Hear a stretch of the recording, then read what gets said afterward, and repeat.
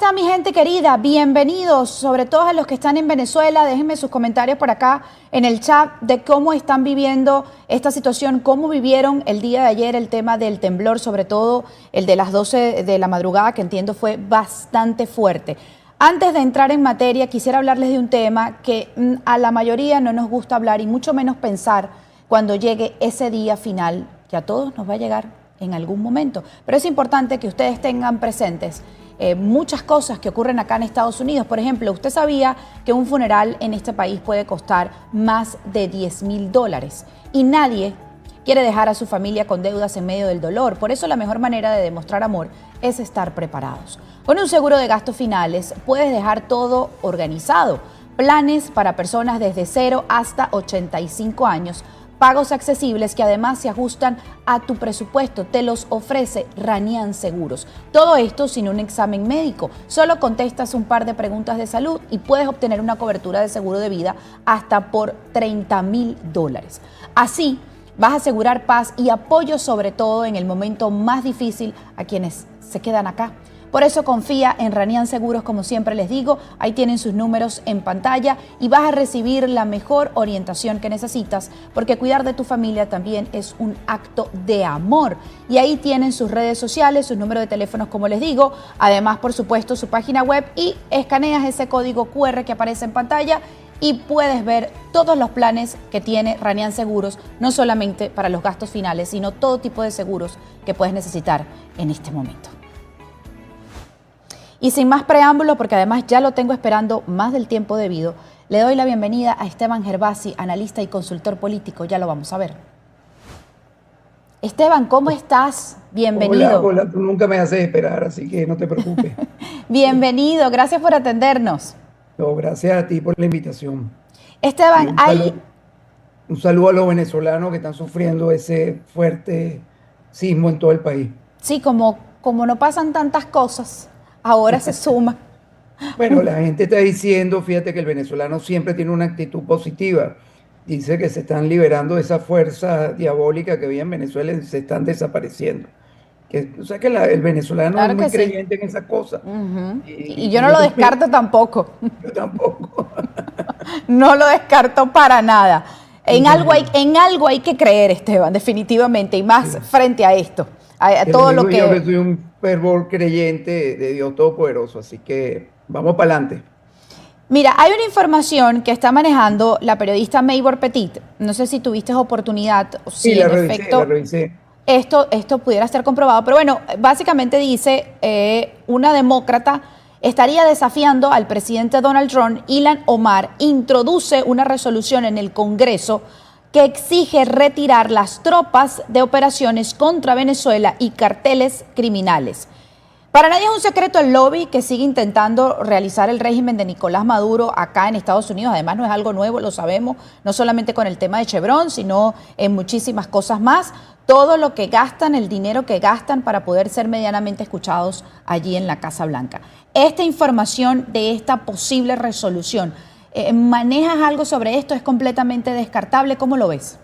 Fíjate, los demócratas en su desespero que no consiguen qué hacer para subir la atención de sus candidaturas. Y acuérdate que aquí hay un juego, unas elecciones de medio término y ahorita en noviembre hay que rellenar unos puestos que quedaron vacantes en varios estados y muchos de esos estados, ellos están en juego, esos cargos. Están haciendo cualquier tipo de cosa. Y le voy a explicar a los televidentes esto muy sencillo. La Constitución de los Estados Unidos, en su artículo 2, la sección 2, designa al presidente de los Estados Unidos como comandante de las Fuerzas Armadas, y ese es el presidente Trump. Y él puede ordenar operaciones militares ilimitadas, de corta o larga duración. Y el Congreso debe aprobar esas declaraciones de guerra y financiar estas cortas o largas guerras. Pero la ley también le permite, hay una resolución que es de 1973 que le permite al presidente 60 días para actuar sin permiso del Congreso y 30 días más adicionales para retirada o extender los 90 días. con permiso del Congreso después de los 90 días. Y él tenía que notificar las primeras 48 horas del inicio del primer ataque. El primer ataque, le recuerdo a los televidentes, fue el 2 de septiembre. Y el 4 de septiembre él manda una carta que se ha hecho pública, donde el Senado le contesta que recibe la información y que tiene un periodo de 60 días. O sea, él apenas no ha cumplido el primer mes, porque si el primer ataque fue el 2 de septiembre, sería el 2 de octubre y los 60 días sería el 2 de noviembre. Y de ahí tiene 30 días más, que sería el 2 de diciembre. Pero también hay un debate público que lo puso un analista militar Luis conservador, Quiñones.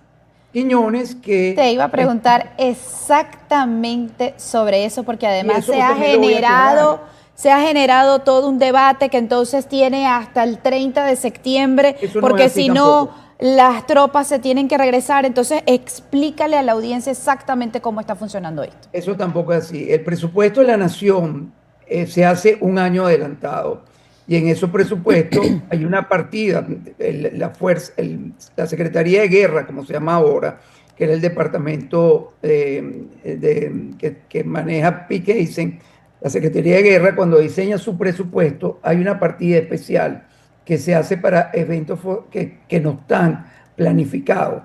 Y Venezuela es ese caso. La acción en el Caribe precisamente es eso.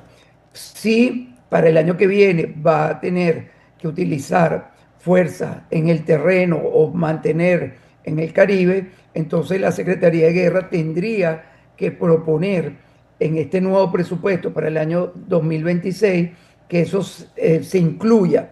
Pero el Senado, esto lo voy a aclarar, porque no tenemos hasta el 9, hasta el 30 de septiembre. El Senado está de vacaciones en este momento y hay un acuerdo entre demócratas y republicanos que se extendiera hasta creo que el 23 o 24 de octubre la discusión del presupuesto, porque ahí está el tema del Obamacare y hay otros temas que son importantes. Y ahora va a entrar el tema, por supuesto, de esta acción en el Caribe o cualquier otra acción en Ucrania o en Taiwán que se presente de aquí a octubre. Entonces, eso también se le ha hecho, se ha hecho mucho ruido y eso también crea un poco de ansiedad. Claro. Yo le quiero explicar a los televidentes, miren, eso está dando fechas y que la semana que viene, que en las próximas 48 horas, lo que crea es una gran angustia, no solo en la comunidad internacional, sino en los venezolanos. El presidente Trump es una persona ha llegado a este sitio precisamente porque es un estratega y tiene un equipo de estrategas y ha diseñado un plan que tiene unos pasos que hay que cumplir. Y te voy a poner ejemplo. En el área diplomática, él ha tenido que crear todo el ambiente y toda la justificación para las acciones que está tomando. En el plano interno político de los Estados Unidos, ha tenido que crear toda una narrativa y unas pruebas judiciales que se basan en investigaciones y acusaciones que están en las Cortes Federales para poder tomar estas acciones. En el plano estratégico, geopolítico, tiene que alinear a todos sus aliados y ver dónde se paran cada uno de sus enemigos a la hora de tomar una acción. Esto toma tiempo, esto no se hace de la noche a la mañana. Cuando el presidente Trump bombardeó los depósitos de enriquecimiento de uranio en Irán, ya había planificado. De hecho, cuando tuve las entrevistas, ese ejercicio se practicó por más de 4 años, pero igual que se practicó en la parte del bombardeo, se hizo todo un análisis estratégico a nivel global, regional y local de cuáles iban a ser las consecuencias. Y certeramente el presidente hizo el ataque, acabó con la base de enriquecimiento de uranio y las consecuencias ya la conocemos. Irán no pudo seguir fabricando la bomba atómica. Y si pretende hacerlo, lo va a hacer. El caso de Venezuela es exactamente igual. Él tenía que pasar estas últimas 48 horas, todavía tiene invitado en los Estados Unidos, generado por la reunión general de las Naciones Unidas, y entonces el presidente va alineando todo. Y yo siempre uso una frase que existen el karate o las artes marciales, que uno amaga es crear una finta para ver cómo reacciona tu oponente. Y ya el presidente lo hizo. Y fíjense lo que ha pasado en las últimas 24 horas. Cuba se deslinda, dice que no se va a involucrar. Después que Castro se chuleó a Venezuela por 26 años, que dice que tiene una de las Fuerzas Armadas más poderosas del continente, dice, no, nosotros apoyamos políticamente a Maduro, pero ni siquiera nos pensamos meter en esa guerra. El mismo caso de Lula, el mismo caso de todos los componentes del Foro de Sao Paulo y el Grupo de Puebla. Hemos visto la posición de Sánchez, hemos visto la posición de Petro. La peor es la de Petro. Dios mío, sí. Sí, Escuchaste su discurso en la Asamblea General no, de la no, ONU. no, de verdad que no lo puedo terminar de escuchar porque me da vergüenza, porque yo quiero mucho Colombia, tengo una relación inclusive familiar con los colombianos y de verdad que me afecta muchísimo que Colombia se haya degradado a ese nivel de tener un representante como Gustavo Petro. Y eso es responsabilidad de los colombianos absolutamente, que se compraron el cuento sabiendo que su país hermano, Venezuela, estaba sufriendo esto. Eso que hizo ese señor ayer en ese discurso, a mí me da vergüenza como venezolano, como ciudadano norteamericano, como ciudadano de este continente, que tengamos un presidente de esa calaña representando a Colombia cuando tiene gente tan buena, gente tan preparada, gente tan culta, tan demócrata como este animal, perdonen la palabra, que sale a decir que, imagínense la excusa, me recordó a Hugo Chávez, esos muchachos que iban en esas lanchas, hicieron eso porque no tenían una oportunidad, bueno, y tú no eres presidente y porque tú no le creas la oportunidad, que fueron asesinados y yo voy a llevar a la justicia al presidente Trump. Pero a este señor se le olvida que en este país mueren más de 110.000 personas por sobredosis de la droga que en Colombia se cultiva y se procesa y se envía a través de Venezuela en una alianza de los grupos guerrilleros que él protege y él perteneció.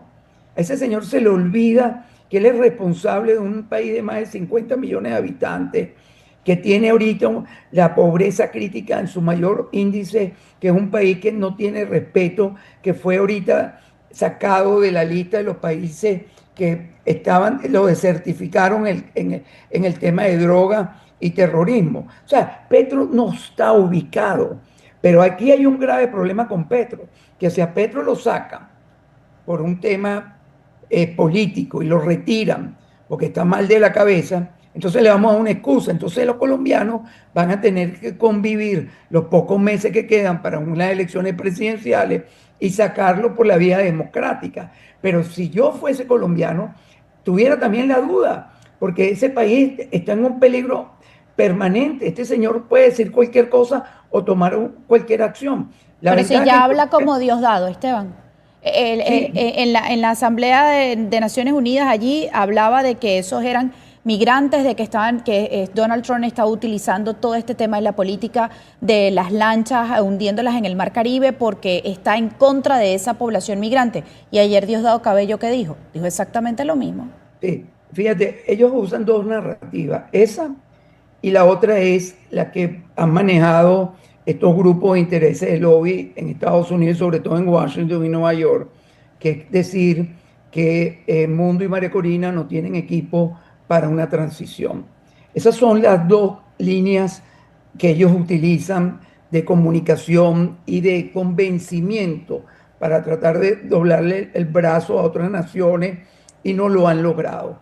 Todo el mundo conoce la capacidad de María Corina Machado y su equipo, donde han llegado, lo que sucedió el 28 de julio.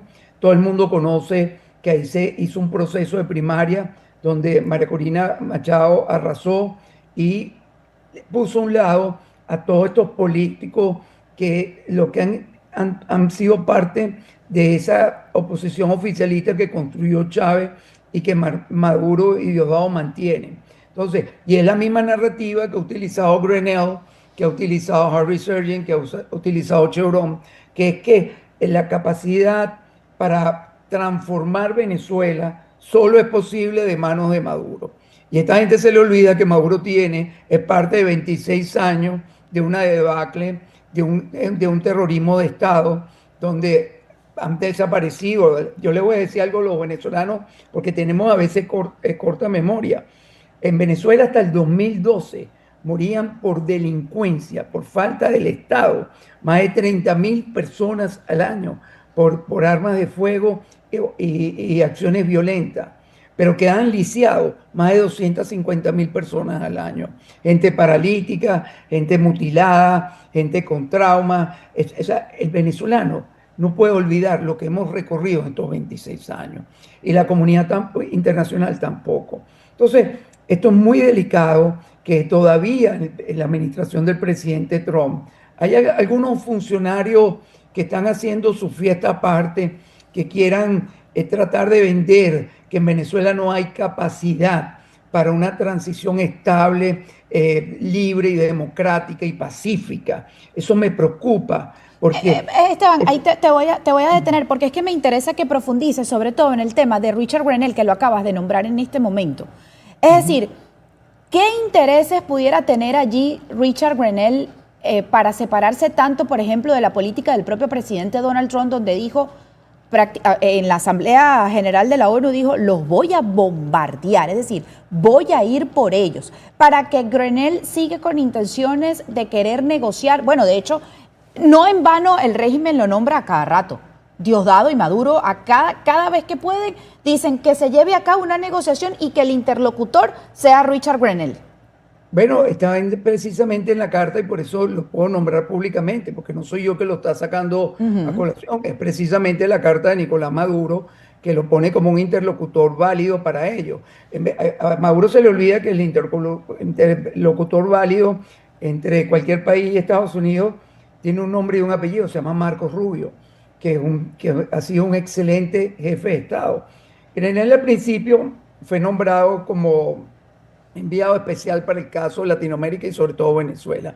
Pero el objetivo del presidente Trump lo desvió totalmente y logró algunas cosas, como fue la liberación de 15 ciudadanos norteamericanos que estaban secuestrados por el régimen terrorista de Maduro. Pero de ahí no hizo más nada. Pero de ahí a plantear que debemos hacer un acuerdo y mantener a un señor como Diosdado Cabello o Nicolás Maduro, que tienen un precio en la cabeza, no porque Trump se lo puso, no porque los republicanos lo hicieron. Eso fue hecho en las cortes federales de los Estados Unidos, la de Nueva York, la de Florida y la de Texas. Y además las acusaciones no son hechas por Esteban Gervasi o por otra persona que se opone a ello. Fue hecha precisamente por Hugo Carvajal, por los narcosobrinos, por Alex Saab, por otros militares que han sido testigos, el Nancy Salazar, bueno, magistrado del tribunal. El expediente que se armó, está armado contra estas personas, con testigos, bajo juramento, en un gran jurado, no es por gente como nosotros. Ahí hay 26 capos del narcotráfico internacional mexicano que atestiguan contra el cartel de los soles. Lo que pasa es que hay muchas acusaciones que están selladas y esas acusaciones salen en el momento que se le dé la oportunidad a la hora de capturarlo, porque yo creo que hay que capturarlo. Yo no estoy de acuerdo en asesinarlo. Yo por mis valores y mis principios no estoy de acuerdo con eso. Pero yo creo que ellos tienen que pagar a la justicia. Ahora, yo sí creo que a los terroristas hay que darle de baja cuando ellos mismos no dan la opción, que es presentarse a la justicia. Si usted sabe que está en un negocio de terrorismo, porque eso que dicen que esos pobres muchachos en la lancha, esos pobres muchachos tienen que entender que una farja de esa que ellos traen de droga puede matar hasta 100.000 personas. Eso es un arma de destrucción masiva. Eso es lo que la gente no termina de entender. Por eso es que yo en estos días estoy escribiendo un libro sobre la doctrina del presidente Trump, que es mucho más compleja que la doctrina Monroe, porque la doctrina del presidente Trump no es América para los americanos, es America First, y no América de Estados Unidos, las America First, todo el continente americano. Es voltear totalmente la tortilla, y eso es lo que el presidente Trump está planteado. Cuando yo he hablado para la investigación de este libro con algunos funcionarios, me he dado cuenta que muchos me han dicho, mira, nosotros ya no nos podemos seguir ocupando de Europa, porque Europa se está autodestruyendo. Y eso es totalmente cierto. Trump No lo nos dijo podemos también en su discurso. Claro, no nos podemos estar ocupando de la energía verde de Holanda y de otros países europeos, no nos podemos estar ocupando de guerra en el Medio Oriente, y Biden nos dejó involucrados en esta guerra entre Ucrania y Rusia, que nos ha costado a los norteamericanos ya casi 400.000 millones de dólares de nuestro bolsillo. Entonces, la gente tiene que entender que tenemos en este momento un sí campeador, una persona que quiere recuperar América para los americanos. Nosotros nacimos, lo que nacimos en Venezuela, en Colombia, en Argentina, en Chile, en Paraguay, en Centroamérica, en México, en Canadá o en Estados Unidos, somos americanos.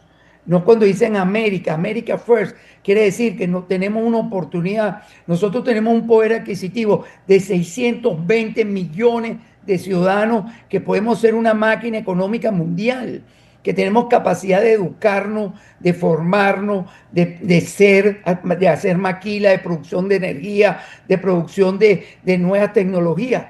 Pero nosotros mismos, oyendo a estas figuras como Petro, como Chávez, como Maduro, como Lula, como Delcy, o sea, tenemos que quitarnos esa tara de la cabeza. Y el presidente Trump, que le quedan ya menos de 4 años, deberíamos aprovechar esta oportunidad. Hoy, ahorita en este momento, el nuevo Herald, permíteme que te diga esto, acaba de publicar una encuesta en inglés de una empresa muy seria norteamericana que te invito a que la revises.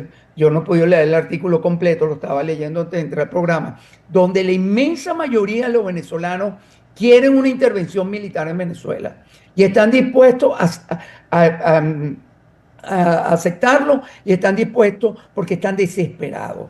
Más del 70% apoya la salida de Nicolás Maduro por la fuerza, más del 87% aprueba el liderazgo de María Corina Machado, y eso es lo que tiene que entender la comunidad internacional, porque los venezolanos lo entendimos hace mucho tiempo. Lo que venimos haciendo esta batalla desde hace años lo estamos entendiendo. Yo invito, ojalá ese artículo lo traduzcan en el español o tú lo hagas, porque ahí están las evidencias numéricas de cómo, y no es esa encuesta. Yo tengo varias encuestas que se han hecho secretamente en Venezuela para tomar decisiones. Sí, Y todas coinciden. aquí de hecho publicamos una hace creo que ya 2 semanas aproximadamente y va más o menos por esos números que tú estás diciendo. La mayoría de las personas ve con ojos positivos el tema de que ocurra una extracción en Venezuela con esta gente porque es que realmente tienen secuestrado el poder en el país. Jessica, y hay otro punto, mira, en lo interno de Venezuela, ellos están en su peor momento.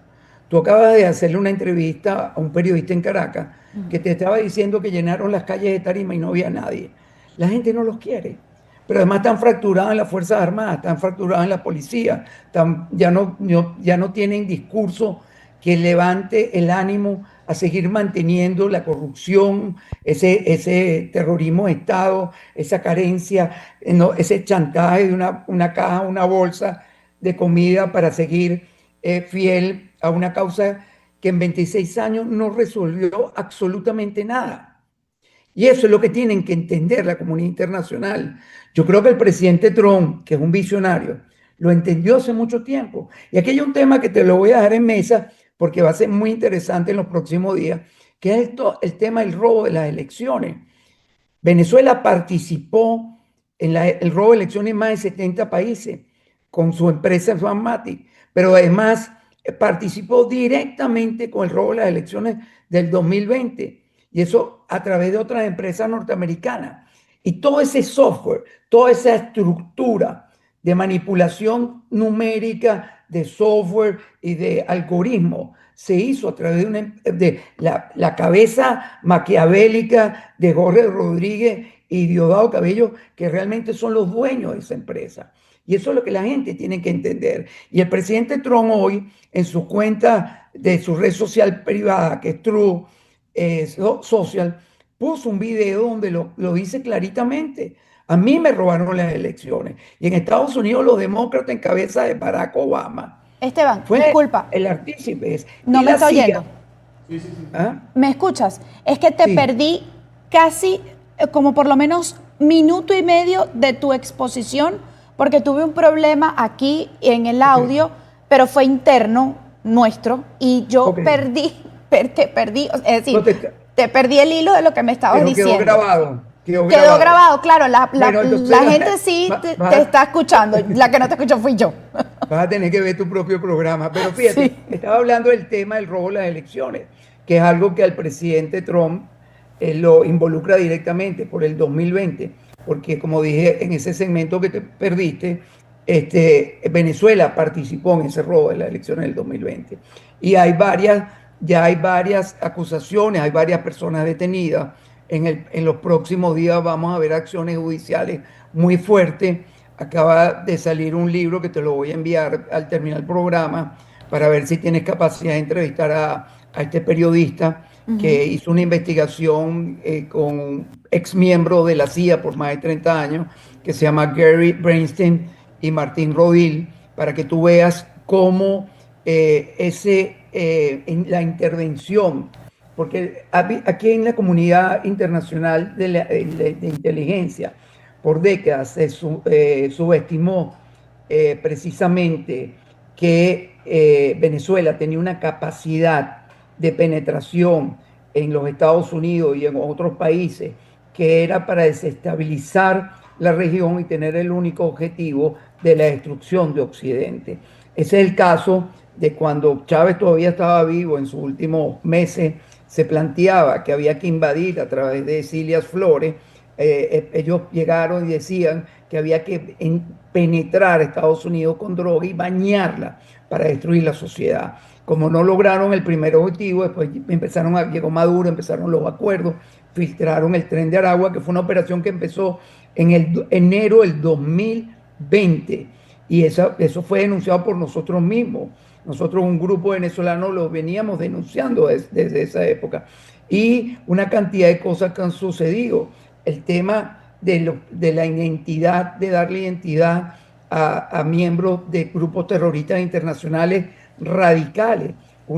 Ahorita acaba de salir una investigación de Tucker Carlson donde dos de los terroristas del 9/11 tenían identificación venezolana. Entonces, la gente ha subestimado, la comunidad internacional ha subestimado, y también algunos organismos de inteligencia, como lo dije en el momento que perdiste el audio, como la CIA, ha participado también por intereses oscuros, por lo que llama el presidente Trump, ese estado profundo, ha participado de estas malas mañas que han venido precisamente de Venezuela.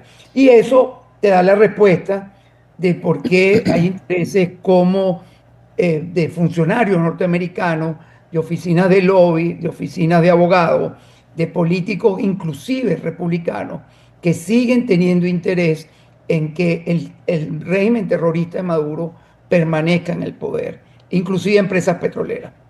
Claro, por un tema de dinero, que es lo que te decía al inicio con el tema, o sea, decir, ¿qué pudiera estar, cuáles son los intereses que hay realmente detrás de Richard Grenell para querer mantener a Nicolás Maduro en el poder e ir en contra de toda esta política que tú has descrito desde que inició la entrevista?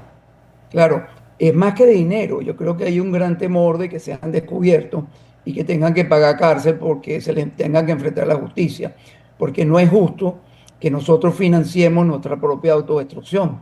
Les recuerdo a los televidentes que cuando el presidente Trump llegó, lo primero que hizo fue quitarle los fondos a un organismo que financiaba la destrucción de los Estados Unidos y de América, que se llama USAID.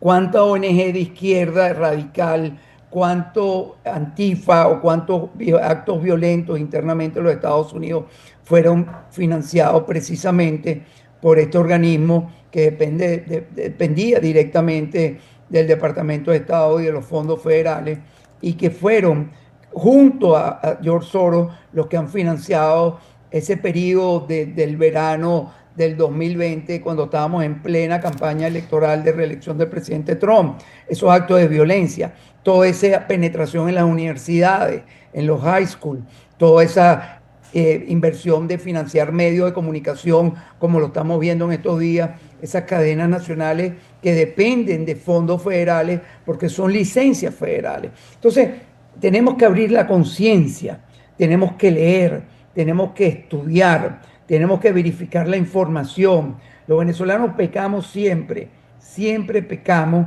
de que queremos saber todo y debemos prepararnos, porque la reconstrucción de Venezuela es vital para el continente, no solo para los venezolanos. La caída del narcorrégimen terrorista encabezado por Nicolás Maduro, Diosdado Cabello, Padrino y los hermanos Rodríguez, va a ser el efecto dominó donde va a venir Cuba, va a venir Nicaragua, van a venir otros países como Chile que están girando hacia la izquierda y vamos a ver en Brasil, que es un país de más de 240 millones de habitantes. O sea, nosotros tenemos que entender que tenemos una única oportunidad. Y quiero darle un mensaje a los militares venezolanos. Maduro no se sostiene por las armas de los militares. Maduro se sostiene por la corrupción y el narcotráfico de las Fuerzas Armadas venezolanas. Eso es lo que lo sostiene.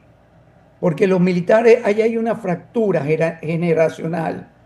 Las últimas generaciones, que fueron esta generación que está ahorita de generales, coroneles, no quieren que haya un quiebre con los comacates.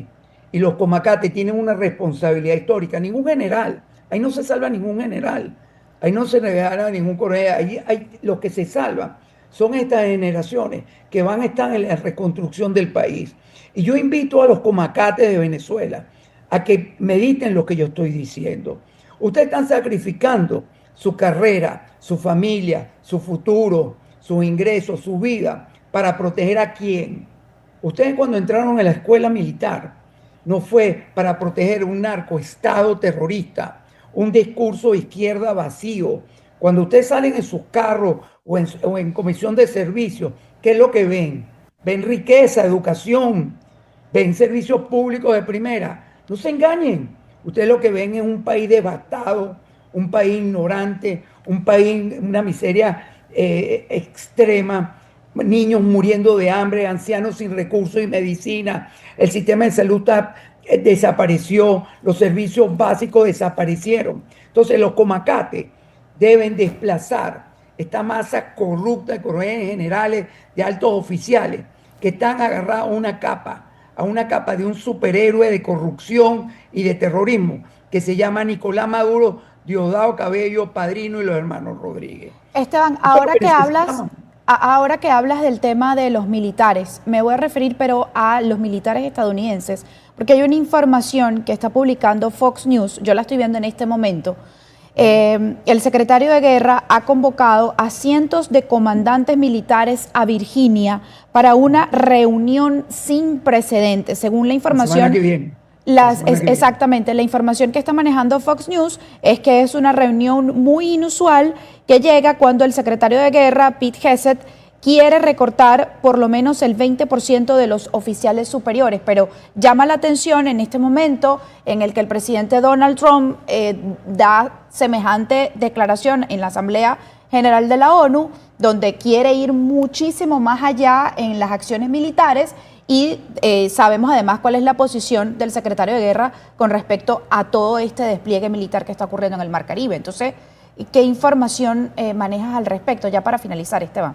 Fíjate, el presidente Trump, sabiamente, cuando llegó al poder el 20 de enero, ¿qué hizo? Agarró un joven veterano condecorado de las Fuerzas Armadas y lo nombra secretario de Guerra.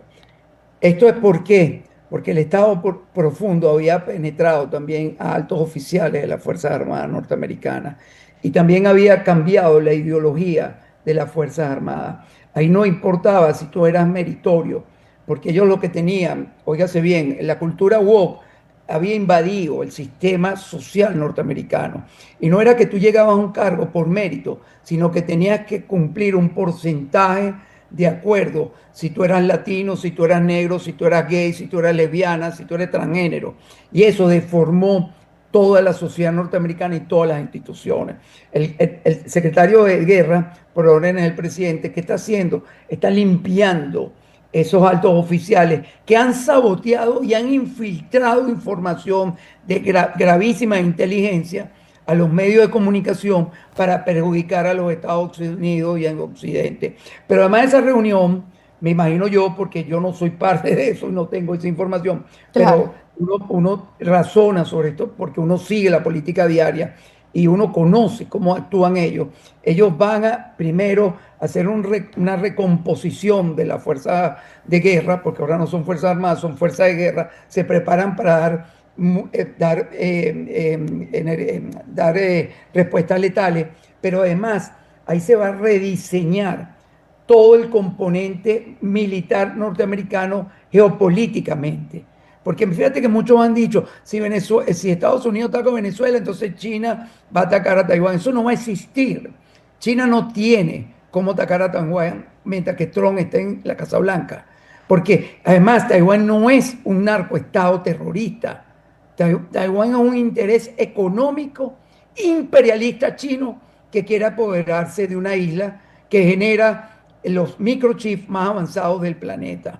Y eso es lo único que quiere China, porque China, ¿de qué vive China? De robar secretos industriales, secretos tecnológicos, de copiar y tratar de acabar con todos los recursos y la materia prima del mundo, porque ellos mismos se están comiendo y ellos están quebrados. Entonces, el presidente Trump lo entiende muy claro. Y si China se atreve a meterse en Taiwán, haremos tarifas de 1500% a los productos chinos en el mundo, porque el mayor consumidor del planeta se llama Estados Unidos, donde nosotros vivimos, y es el continente americano el que tenemos que proteger. Esteban, muchísimas gracias. Como siempre, un placer poder Jessica, conversar contigo. encantado, encantado con tu programa y felicitaciones. Muchísimas gracias y seguiremos conversando porque esto se sigue moviendo. Cuando quieras. Muchísimas gracias. Bueno, chao. Era Esteban Gervasi, analista y consultor político. Ha explicado muchísimas cosas de las que están ocurriendo acá en Estados Unidos, lo que pudiera estar detrás de esta insistencia de parte del régimen de Nicolás Maduro con respecto a una figura, al enviado especial Richard Grenell. Además, por supuesto, la posición del presidente Donald Trump no van a retroceder y ha descartado el tema de que las tropas que están desplegadas en el Mar Caribe pudieran ser retiradas por un tema de presupuesto. El asunto no funciona así aquí en Estados Unidos. Eso ha quedado descartado. Además, con base y con argumentos, Esteban Gervasi explicó lo que esto significa.